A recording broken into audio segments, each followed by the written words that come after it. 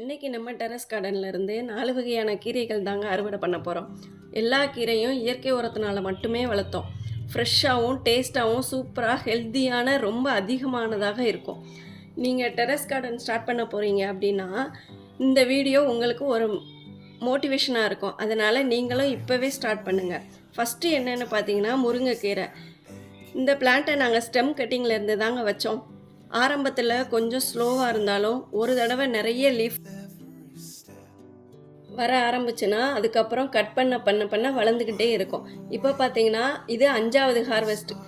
முருங்கைக்கீரை ஒன்று இருந்தால் போதும். ரெகுலராக நம்ம ப்ரூனிங் பண்ணிக்கிட்டே இருந்தோம்னா நிறைய புது புது கிளைகள்லாம் வந்துக்கிட்டே இருக்கும். முருங்கைக்கீரையில் முக்கியமான என்னென்னா விட்டமின்ஸு, கால்சியம், அயன், ப்ரோட்டீன்ஸ் எல்லாமே நிறைய நியூட்ரியன்ஸ் எல்லாமே இருக்கும். இது உடம்புக்கு ஒரு நல்ல ஃபுட்டு. அதனால தான் டயட்டில் கூட சேர்த்துக்க சொல்கிறாங்க. 2வது பார்த்திங்கன்னா சிவப்பு தண்டு கீரை. ஹானஸ்ட்டாக சொல்லணுன்னா இந்த கீரையோட க்ரோத் எனக்கு ரொம்ப சர்ப்ரைஸாக இருந்தது. இதுக்கு எந்த விதமான மெயின்டெனன்ஸும் தேவையில்லை. டெய்லி தண்ணி மட்டும் ஊற்றினா போதும். எந்த ஃபெர்டிலைசரும் கொடுக்க தேவையில்லை. இப்போ பாருங்கள் எவ்வளோ ஹெல்த்தியாக நல்ல பஞ்சாக வளர்ந்துருக்குன்னு. ரெட் கலர் ஸ்டெம்ஸும் லீவ்ஸும் பார்க்கவே நல்ல அட்ராக்டிவாக இருக்கும். சில நேரத்தில் பிளான்ஸுக்கு அதிக செலவு பண்ணி ஃபெர்டிலைசர் வாங்குறத விட ப்ராப்பரான சன்லைட்டு, தண்ணி, ஹெல்த்தியான சாயில் தாங்க ரொம்ப முக்கியம். 3வது என்னென்னா பச்சை தண்டு கீரை. இதுவும் ரொம்ப வேகமாக வளர்கிற ஒரு கீரை தான். அதை கொஞ்சமாக ஹார்வெஸ்ட் பண்ணாலே அடுத்தடுத்து கொஞ்ச நாளில் ஹார்வெஸ்ட்டுக்கு ரெடி ஆகிட்டே இருக்கும்.